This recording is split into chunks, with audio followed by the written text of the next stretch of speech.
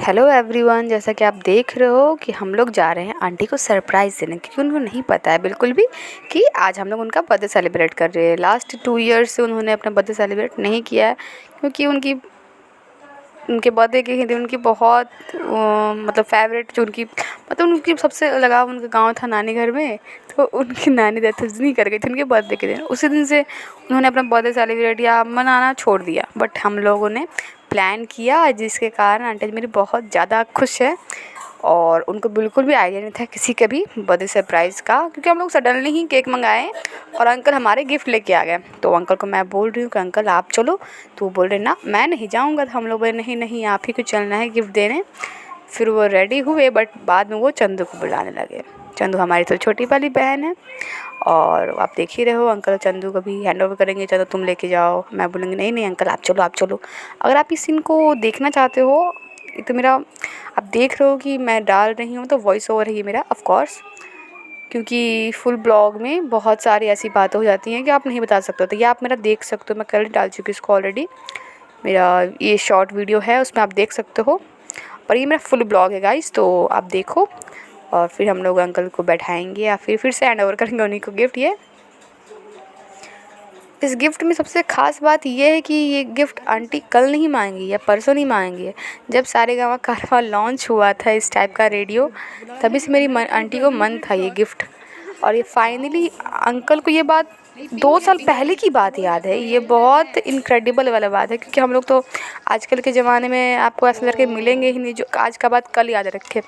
अब मेरे uncle as a husband बहुत अच्छे हैं, क्योंकि उनको मेरी आंटी के 2 साल पहले की सपने याद है। जैसे कि आंटी अगर बोली थी कि कभी लूँगी एक सारेगामा कारवां रेडियो, और अंकल सडनली उनको पता नहीं क्या हुआ, वो गए और ले आए उनको दे दिए ये गिफ्ट। ये देख ही रहे हो आप मेरी आंटी कितनी खुश है, तो नज़र लगे।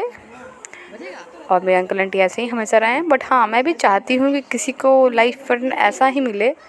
और हम लोग के घर में तो भाई मतलब कि एक लेवल सेट कर दिए मेरे बब्बन अंकल कि भाई हस्बैंड मटेरियल में एक गुण तो होना चाहिए कि पत्नी का वो बात सुने और प्रॉपर तरीके से सुने। सुनना तो हर कोई सुन लेता है, बट उसको याद रखना ये बहुत मोस्ट इम्पॉर्टेंट फैक्ट है। अगर आपको ऐसा पार्टनर मिल रहा है जो आपको छोटी से छोटी बातों को सुन के याद रख रहा है, तो आपको लाइफ में क्या ही चाहिए गाइस। तो आप भी अपने लाइफ पार्टनर को चुनने से पहले ये बात आप ज़रूर मेक श्योर करना कि आपका जो पार्टनर है वो आपकी बातों को सिर्फ सुनता है कि याद भी रखता है। और अगर आपको ऐसा मिल रहा है ना, तो आप उसको अपने हाथ से जाने मत दो। तो फिर हम लोगों ने आंटी का बर्थडे सेलिब्रेशन शुरू कर दिया। फिर क्या हम लोग आंटी को दे रहे हैं गिफ्ट, और उसमें से अचानक से गाना बज रहा है चांद सी, जैसे पूरा ओल्ड ज़माने गाना। मैं गाना बोल नहीं सकती, उस पर मुझे कॉपीराइट आ जाता है। मैं जब भी गाना डालती हूँ यूट्यूब पे तो मुझे कॉपीराइट आता है गाइस, इसलिए मैं गाना नहीं बता सकती। और मैं आंटी का नज़र उतार रही हूँ कि आपको नज़र न लगे, आप आज बहुत अच्छे लग रहे हो, क्योंकि वो नॉर्मली ड्रेस पहनी थी। हम लोग बोले चलिए चलिए केक काटिए, प्रॉपर रेडी कोई नहीं है हम लोग में से, कोई भी नहीं। मैं तो खुद चंपू बन के बैठी हूँ गाइस, आप देख रहे हो। और सभी लोग छोटे मतलब सारे भाई बहन हम लोग सब छोटे, मतलब मेरी दीदी बड़ी वाली और उनके मतलब मेरा बेटा मतलब दीदी के बेटा बेटी, और फिर वो सब आए। फिर हम लोग केक कटिंग करने का सेलिब्रेशन शुरू कर दिए हैं।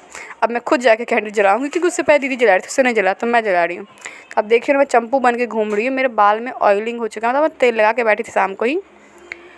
और सडनली हम लोग प्लान करते हैं कि 2 साल से तो आंटी कुछ नहीं मना रही, तो हम लोग मना रहे हैं। फिर we celebrated our aunty birthday, happy birthday to you, happy birthday to you, happy birthday dear aunty, happy birthday to you, happy birthday छोटी मम्मी, हैप्पी बर्थडे छोटी मम्मी, हैप्पी बर्थडे डियर